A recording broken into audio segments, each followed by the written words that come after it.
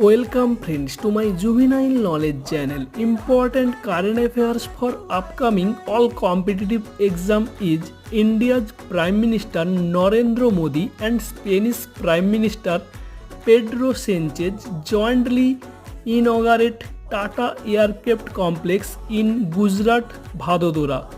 This complex indigenously creates C-295 aircraft, and this project help to strengthening the oil relation between Spain and India, and this project creates various employment in India.